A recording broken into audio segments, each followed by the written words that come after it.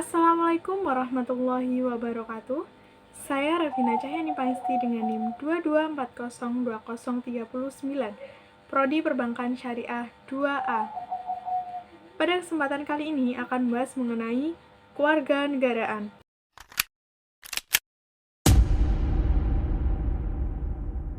Kewarganegaraan merupakan keanggotaan seseorang dalam kontrol satuan politik tertentu, membawa hak untuk berpartisipasi dalam kehidupan politik. Seseorang dengan keanggotaan disebut dengan warga negara. Sedangkan secara terminologis, istilah kewarganegaraan atau citizenship dalam berbagai hal sering dirancukan dengan ilmu kewarganegaraan dan pendidikan kewarganegaraan. Pengertian kewarganegaraan sendiri ditinjau dari maknanya, ada 4. Yang pertama, yuridis, sosiologis, formal, dan material. Ditandai dengan adanya status legal, seperti akte kelahiran, surat pernyataan, bukti kewarganegaraan, dan masih banyak lagi. Kemudian dalam artian sosiologis, ditandai dengan ikatan-ikatan seperti ikatan emosional, ikatan perasaan, ikatan keturunan, ikatan nasib, ikatan sejarah, dan ikatan tanah air. Kemudian dalam artian formal, menunjuk pada tempat kewarganegaraan dan sistem hukum. Dan yang terakhir dalam artian material, menunjuk pada adanya hak dan kewajiban serta partisipasi warga negara. Selanjutnya mengenai asas kewarganegaraan. Ini menurut dalam Undang-Undang Nomor 12 Tahun 2006. Ada 4 asas. Yang pertama, asas ius sanguinis atau law of the blood adalah asas yang menentukan kewarganegaraan seseorang berdasarkan keturunan, bukan berdasarkan tempat kelahiran. Yang kedua, ada asas ius soli atau law of the soil, yaitu asas yang menentukan kewarganegaraan seseorang berdasarkan negara tempat kelahiran dan berlaku bagi anak-anak sesuai dengan ketentuan undang-undang. Yang ketiga, asas kewarganegaraan tunggal, yaitu asas yang menentukan satu kewarganegaraan seseorang. Yang keempat, asas kewarganegaraan ganda, yaitu asas yang menentukan kewarganegaraan ganda bagi anak-anak sesuai dengan ketentuan yang diatur dalam undang-undang ini. Selanjutnya mengenai cara memperoleh status kewarganegaraan. Ini juga berdasarkan Undang-Undang Nomor 12 Tahun 2006. Yang pertama, dengan permohonan kewarganegaraan atau naturalisasi. Dalam pasal 9 Undang-Undang Nomor 12 Tahun 2006 terdapat beberapa kriteria. Kemudian yang kedua, yaitu karena adanya perkawinan atau pernyataan. Untuk ketentuan atau kriterianya terdapat dalam pasal 19 Undang-Undang Nomor 12 Tahun 2006. Yang ketiga, karena berjasa dengan NKRI atau Negara Kesatuan Republik Indonesia. Ketentuan ini terdapat dalam pasal 20 Undang-Undang Nomor 12 Tahun 2006. Yang keempat, mengikuti kewarganegaraan orang tuanya. Ketentuan ini telah diatur dalam pasal 21 ayat 1. Yang kelima, karena perbandingan. Ketentuan ini terdapat dalam pasal 21 ayat 2 Undang-Undang Nomor 12 Tahun 2006. Namun, sebagai bahan perbandingannya, maka terdapat dalam ketentuan pasal 2 Undang-Undang Nomor 62 Tahun 1958.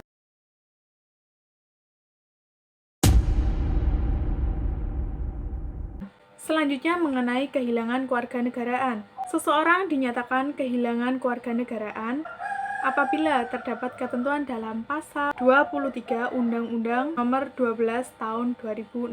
Yang pertama, memperoleh kewarganegaraan lain karena kemauannya sendiri. Yang kedua, tidak menolak untuk melepaskan kewarganegaraan lain. Yang ketiga, masuk dinas tentara asing tanpa izin dari presiden.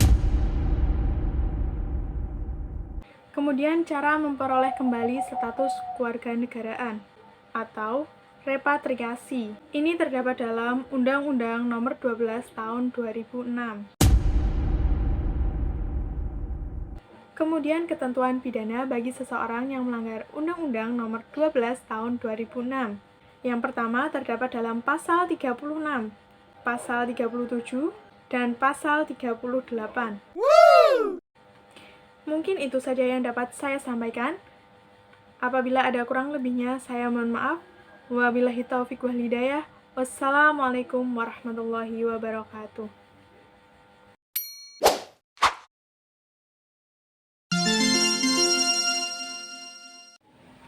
Assalamualaikum warahmatullahi wabarakatuh.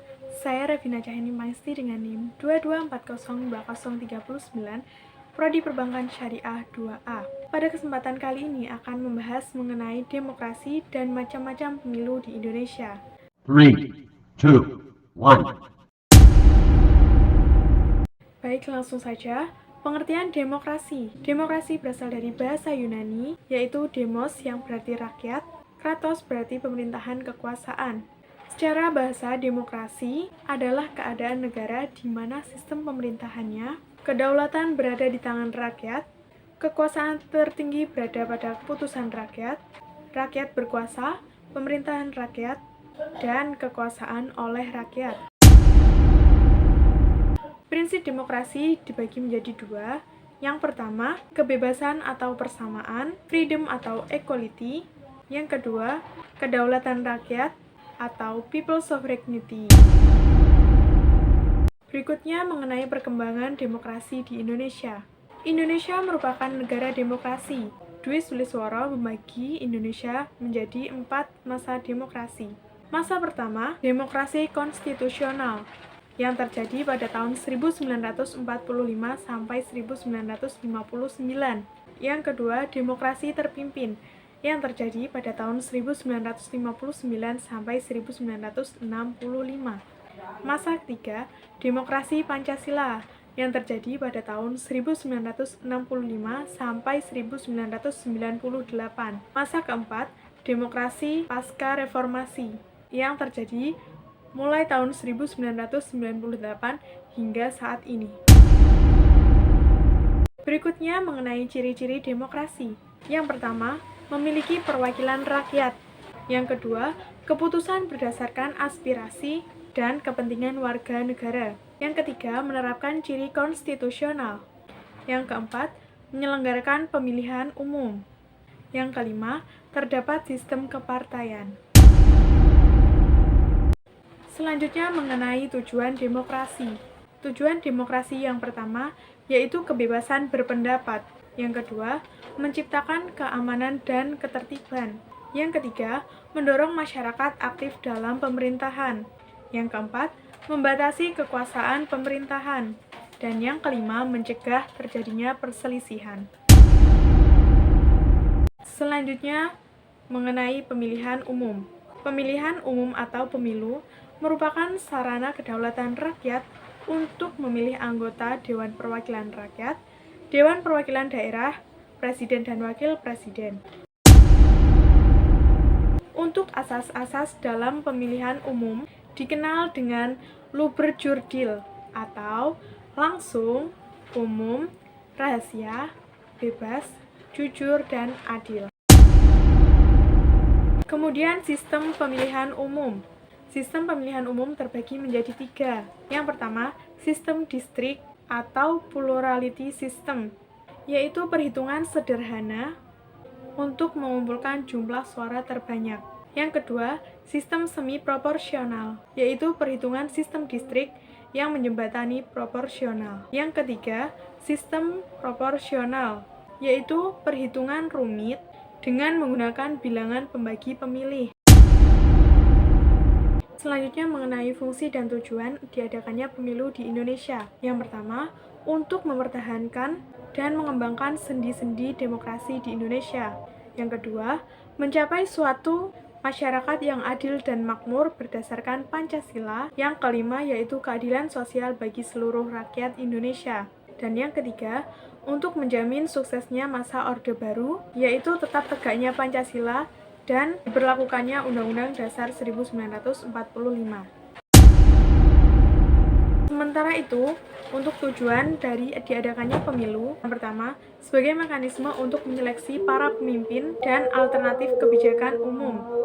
Yang kedua, pemilu sebagai pemindahan konflik kepentingan dari masyarakat kepada badan-badan perwakilan rakyat. Yang ketiga, pemilu sebagai sarana memobilisasi, menggerakkan, atau menggalang dukungan rakyat terhadap negara atau pemerintahan.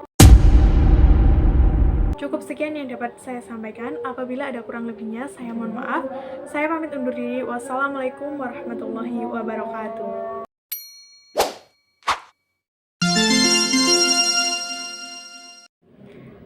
Assalamualaikum warahmatullahi wabarakatuh. Saya Ravina Cahyani Pangesti dengan NIM 22402039, Prodi Perbankan Syariah 2A. Pada kesempatan kali ini akan membahas mengenai otonomi daerah. Baik, langsung saja. Pengertian otonomi daerah. Secara etimologi atau harfiah, otonomi daerah berasal dari kata otonom dan daerah. Otonom berarti aturan atau undang-undang. Jadi, otonomi daerah adalah kewenangan untuk mengatur sendiri atau membuat kewenangan untuk mengatur rumah tangganya sendiri. Kebijakan tentang otonomi daerah diatur dalam Undang-Undang Nomor 32 Tahun 2004 yang kemudian diganti dengan Undang-Undang Nomor 23 Tahun 2014 dan Undang-Undang Nomor 9 Tahun 2015.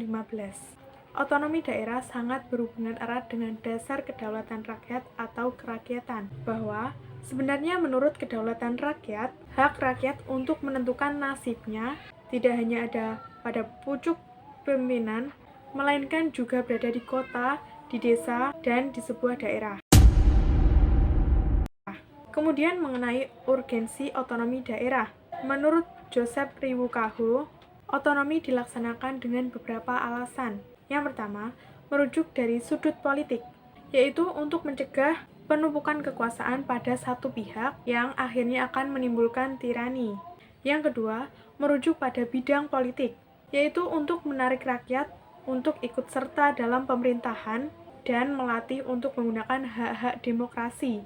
Yang ketiga, merujuk dari sistem teknik organisatoris pemerintahan, yaitu untuk mencapai suatu pemerintahan yang efisien.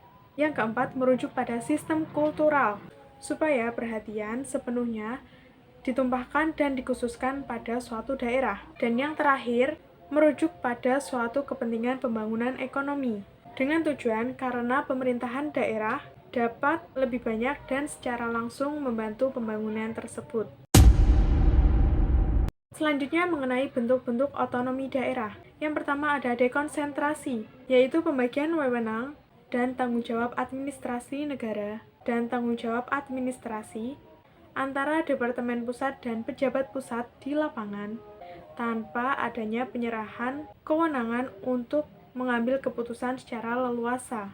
Yang kedua, delegasi.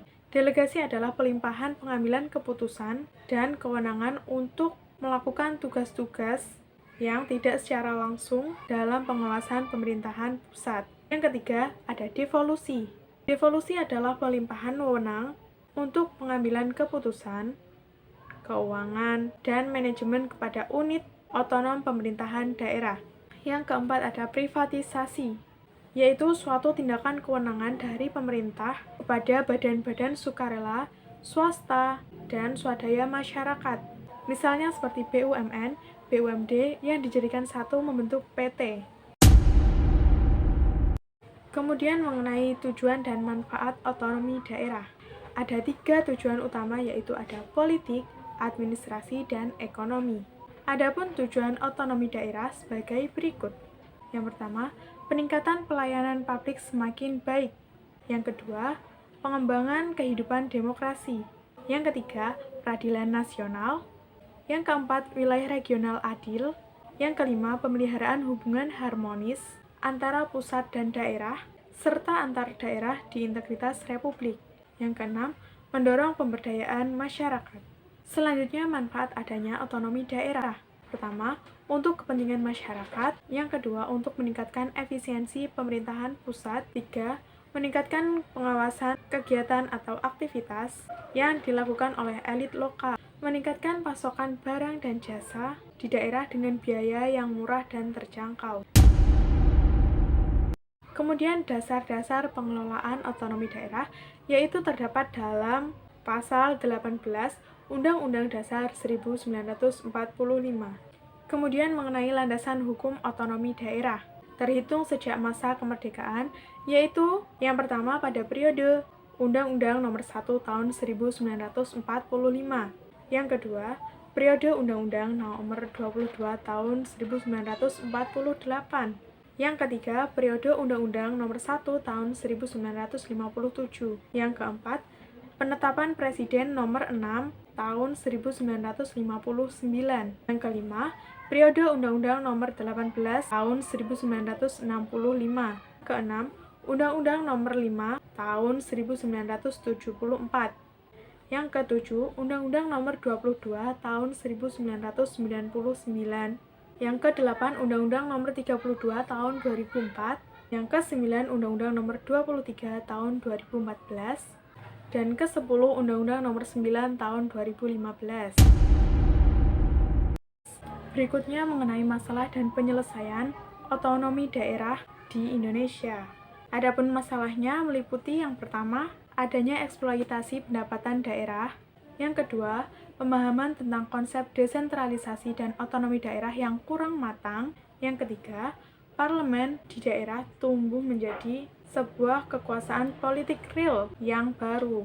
Yang keempat, kondisi SDM, aparatur pemerintahan yang belum menunjang semuanya.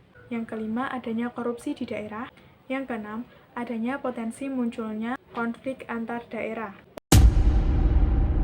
Untuk mengatasi masalah-masalah tersebut, maka yang pertama harus membuat master plan pembangunan nasional untuk membuat sinergi pembangunan di daerah dan membuat pemerataan pembangunan antar daerah. Yang kedua, memperkuat peranan daerah untuk meningkatkan rasa nasionalisme dengan mengadakan kegiatan menanamkan jiwa nasionalisme. Yang ketiga, melakukan pembatasan anggaran kampanye. Yang keempat, melakukan pengawasan peraturan daerah agar sinergi dan tidak menyimpang dengan peraturan di atasnya yang lebih tinggi.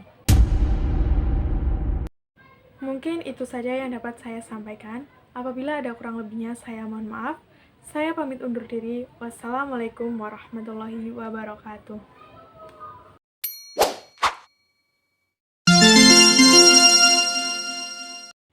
Assalamualaikum warahmatullahi wabarakatuh.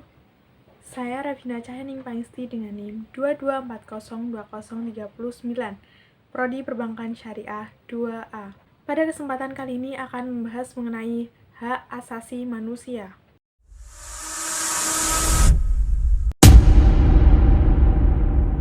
Hak asasi manusia merupakan konsep hukum dan normatif yang menyatakan bahwa manusia memiliki hak yang melekat pada dirinya karena ia adalah seorang manusia.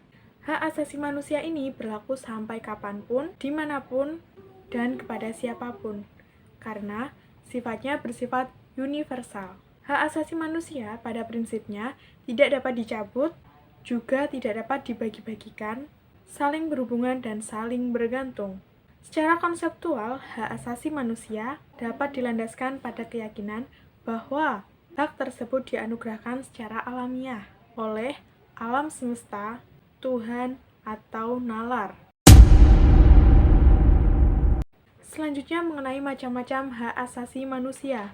Yang pertama, hak asasi pribadi, meliputi hak kebebasan untuk bergerak, hak kebebasan mengeluarkan pendapat, hak kebebasan memilih dan aktif dalam sebuah organisasi, dan hak kebebasan untuk memilih keyakinan atau agama yang dianut. Yang kedua, ada hak asasi politik, yang meliputi hak asasi untuk dipilih dan memilih dalam suatu pemilihan. Kemudian hak ikut serta dalam kegiatan pemerintahan, hak untuk mendirikan partai politik, dan hak untuk membuat atau mengajukan suatu petisi. Yang ketiga, ada hak asasi hukum, yang meliputi hak untuk mendapatkan perlakuan yang adil atau sama dalam hukum dan pemerintahan. Kemudian, hak untuk menjadi pegawai negeri sipil, dan hak untuk mendapatkan pelayanan dan perlindungan hukum. Yang keempat, ada hak asasi ekonomi, yang meliputi hak untuk melaksanakan jual beli, hak kebebasan untuk mengadakan perjanjian kontrak, hak kebebasan menyelenggarakan sewa-menyewa, utang piutang, hak kebebasan untuk memiliki sesuatu, dan hak mendapatkan pekerjaan yang layak.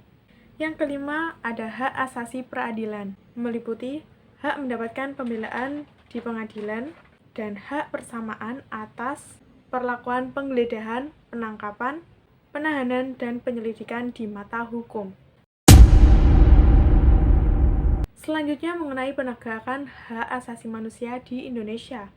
Ini sesuai dengan pasal 1 ayat 3, pasal 55, pasal 56, Piagam PBB, upaya pemajuan dan perlindungan hak asasi manusia harus dilakukan melalui suatu konsep kerjasama internasional yang berdasarkan prinsip saling menghormati, kesederajatan, dan hubungan antar negara, serta hukum internasional yang berlaku. Selanjutnya mengenai peraturan perundang-undangan tentang perlindungan hak asasi manusia di Indonesia. Yang pertama, Undang-Undang Nomor 39 Tahun 1999 tentang Hak Asasi Manusia. Yang kedua, Undang-Undang Nomor 26 Tahun 2000 tentang Pengadilan Hak Asasi Manusia. Yang ketiga, Keputusan Presiden Nomor 50 Tahun 1999 tentang Komnas Hak Asasi Manusia. Yang keempat, PP Nomor 2 Tahun 2002 tentang tata cara perlindungan terhadap korban dan saksi dalam pelanggaran hak asasi manusia yang berat. Yang kelima, PP Nomor 3 Tahun 2002 tentang kompensasi restitusi dan rehabilitasi terhadap korban pelanggaran hak asasi manusia yang berat. Mungkin itu saja yang dapat saya sampaikan. Apabila ada kurang lebihnya, saya mohon maaf. Saya pamit undur diri. Wassalamualaikum warahmatullahi wabarakatuh.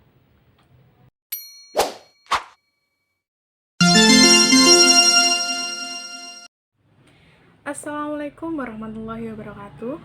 Saya Ravina Cahyaning Pangsti dengan NIM 22402039, Prodi Perbankan Syariah 2A. Pada kesempatan kali ini akan membahas mengenai masyarakat madani.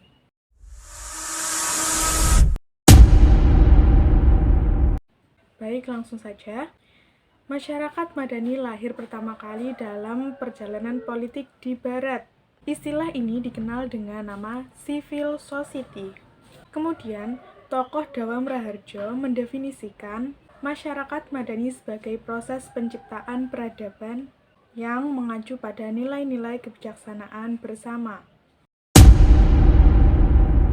Masyarakat madani sendiri mempunyai dasar-dasar utama, yaitu persatuan dan integrasi sosial yang didasarkan pada pedoman hidup, menghindarkan diri dari konflik, dan permusuhan yang menyebabkan perpecahan dalam hidup, suatu persaudaraan.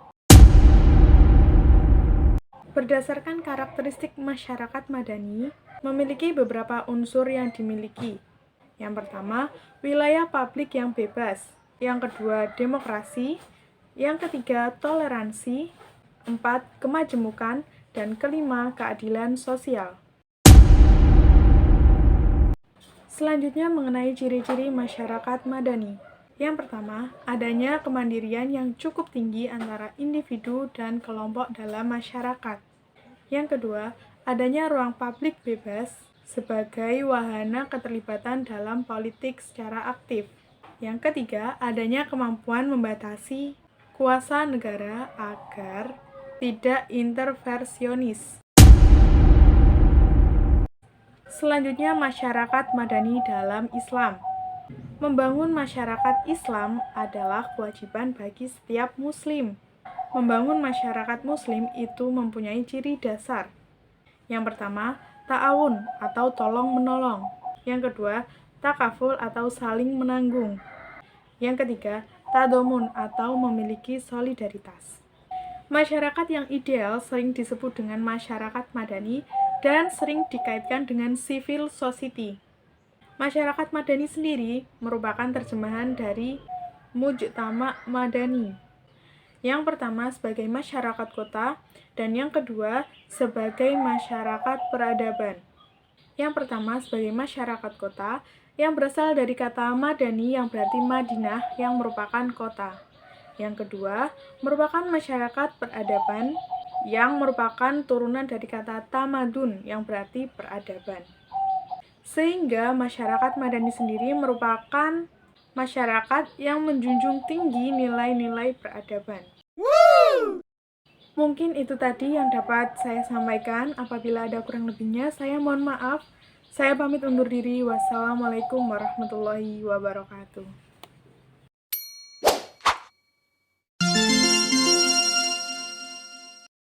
Assalamualaikum warahmatullahi wabarakatuh.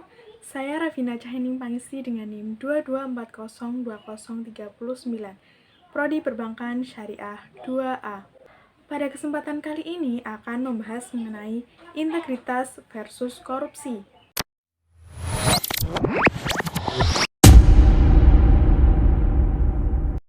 Baik, langsung saja. Pengertian integritas. Secara bahasa, integritas atau integrity mempunyai arti kejujuran, kebulatan, keutuhan, dan kesamaan antara tindakan, hati, dan ucapan. Sedangkan secara etimologis berasal dari kata integer yang berarti bersih, penuh, suci, bulat, atau utuh. Dengan demikian, integritas merupakan pola hidup yang damai, sejahtera, bersih, dan sehat secara keseluruhan. Berikutnya adalah nilai-nilai integritas. Yang pertama, jujur. 2. Tanggung jawab. 3. Disiplin. 4. Mandiri. 5. Kerja keras. 6. Sederhana. 7. Berani. 8. Peduli. Dan 9. Adil. Berikutnya mengenai tujuan integritas. Yang pertama merupakan salah satu kunci untuk memperoleh keberhasilan atau kesuksesan. Yang kedua, membuat manusia bisa memimpin dan dipimpin. Yang ketiga, melahirkan tingkat kepercayaan, baik itu kepada pemimpin. Yang keempat, melahirkan reputasi. Selanjutnya adalah mengenai korupsi. Kata korupsi berasal dari bahasa Latin yaitu corruptio atau corruptus, yakni berubah dari kondisi yang adil, benar, jujur menjadi kondisi yang sebaliknya.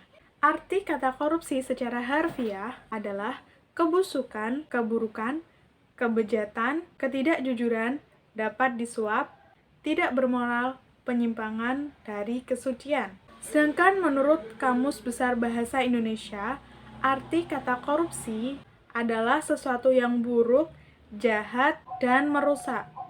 Berdasarkan kenyataan tersebut, perbuatan korupsi menyangkut sesuatu yang bersifat amoral, sifat dalam keadaan busuk, menyangkut jabatan, instansi, atau aparatur pemerintah, penyelewengan dalam kekuasaan, dalam jabatan karena pemberian, menyangkut faktor ekonomi dan politik, dan penempatan keluarga atau golongan ke dalam kedinasan di bawah jabatan. Selanjutnya mengenai faktor terjadinya korupsi. Ini diungkapkan menurut beberapa ahli. Yang pertama dari Sarwito W. Sarwono yang mengungkapkan bahwa terjadinya korupsi ada dua hal. Yang pertama, dorongan diri dari dalam diri sendiri, seperti keinginan, hasrat, kehendak. Yang kedua, rangsangan dari luar. Ini seperti dorongan dari teman-teman, kesempatan, juga kurang kontrol. Sedangkan Andi Hamzah mengemukakan bahwa terjadinya korupsi itu dikarenakan 1. Kurangnya gaji pegawai negeri dibandingkan dengan kebutuhan yang semakin meningkat. 2. Latar belakang atau kultur Indonesia yang menjadi sumber atau penyebab meluasnya korupsi. Yang ketiga, manajemen yang kurang baik dan kontrol yang kurang efektif, sehingga menjadi peluang untuk terjadinya korupsi. Yang keempat, modernisasi pengembangbiakan korupsi. Selanjutnya, BPKP juga mengungkapkan bahwa terjadinya korupsi ada 3 aspek. Yang pertama, aspek individu pelaku, yang meliputi penghasilan yang kurang cukup, sifat tamak manusia, moral yang tidak kuat, ajaran agama yang kurang diterapkan, gaya hidup yang konsumtif, kebutuhan hidup yang mendesak, malas atau tidak mau bekerja. Yang kedua dari aspek organisasi, meliputi yang pertama, kelemahan sistem peradilan organisasi.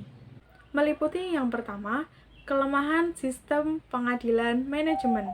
Yang kedua, sistem akuntabilitas yang benar di instansi pemerintahan yang kurang memadai. Yang ketiga, manajemen justru menutupi adanya korupsi. Yang keempat, kurang adanya sikap keteladanan pemimpin. Yang kelima, tidak adanya kultur organisasi yang baik dan benar.